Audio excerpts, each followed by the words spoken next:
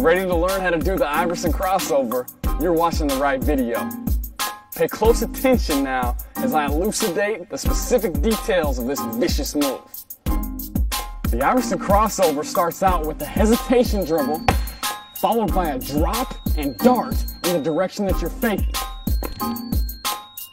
At this point, you're going to cross the basketball over in front of you with your fingers below your knees and explode in the other direction. Now I'm going to break this move down in a little more detail. You can get the basketball over to the hesitating position one of two ways.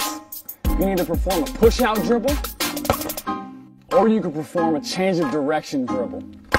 Now while you hesitate with the dribble, be certain to keep your hand on top of the basketball. If your hand's underneath it, that'll be a carry, and that's an illegal dribble. Another thing to point out is that your arm should be somewhat straight.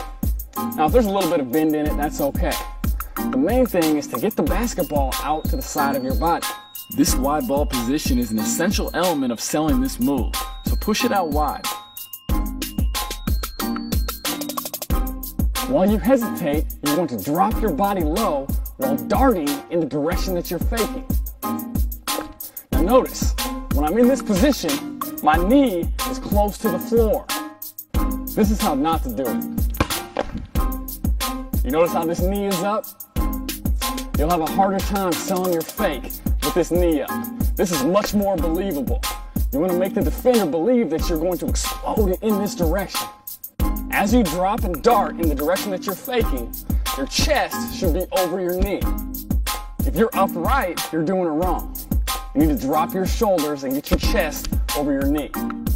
Now another paramount point to point out is that while you're in this position, it's vital that you look in this direction.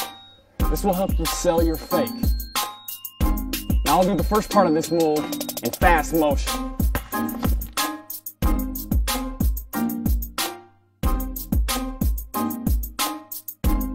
It's vital that this crossover dribble is quick and powerful. It needs to make its way from this side all the way over to this side. Now since I crossed the ball over hard and it made its way all the way over to here, I'm now at a position where I can shield the basketball from my defender. So at this position, I can either pull up for a jump shot, or I can accelerate off the dribble. If you cross the ball over and it only makes its way to around this area, that's a weak crossover, and your lack of effectiveness will be apparent. Another thing to note is that while you perform this crossover dribble in front, your fingers on both hands need to be below your knees. That's how low you should be. If your hands are above knee level, you're not low enough. You gotta get down lower. This will also help you drop your shoulder, because as you explode out of your move, your shoulders need to be in this dropped position. You don't want to raise up. If you raise up, you may lose an advantage. Now I'm going to do this move in fast motion.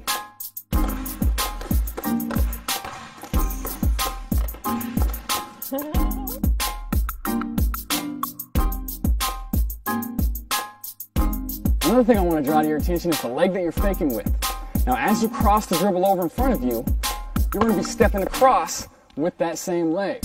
Performing this crossover step will put you in position to cover as much distance as possible off your crossover dribble. The footwork of a proper drop and dart will enable you to do this in a smooth and quick fashion. Now I spoke earlier about the drop and dart, and that when you drop, your opposite knee should also drop. When done correctly, this drop and dart will naturally drag your back foot and put it in a position to push off as you explode out of your crossover. Notice how the side of my shoe is momentarily rotated away from the floor. This foot drag should naturally occur when the drop and dart is performed correctly. If your foot doesn't drag, your drop and dart needs work. To maximize your effectiveness with this move, it's essential to have rhythm with your drop and dart footwork. Notice that my back foot comes in contact with the floor slightly before my front foot. Don't be stiff. Have rhythm. Now one technique that can be used to help you sell your fake is an arm swing with your opposite arm. This arm can be used to accentuate your fake, but it's not necessary. You can do the Iverson crossover with or without an arm swing. I encourage you to get the fundamentals of this move down. Do it over and over and over again. Then try to increase your speed with the move. And be certain to have rhythm. If you want to be effective with this move, you've got to have rhythm.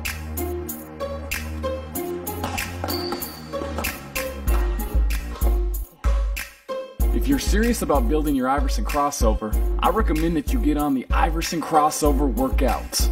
This special volume is available at superhandles.com and includes 3 workouts that have been specifically designed to prepare your Iverson crossover for actual game situations. In addition to the Iverson crossover, these workouts also hone your shooting. Just so you know, each of these new workouts can be implemented in the new Super Handles Advantage programs that are coming out in November of 2012. This move is tremendous. It's Allen Iverson's signature move. I was lucky enough that while I was growing up, I got to see clips of Allen Iverson do this move, and I saw him do it literally thousands of times. My dad and I would break it down on the computer and take notes, and then I try to apply it. So I have a lot of love for Allen Iverson. Other players who have effectively used this move include Kobe Bryant, Grant Hill, Jason Williams, Jamal Crawford, Chris Paul, and Derrick Rose. It's an exciting move. Thank you for watching this video.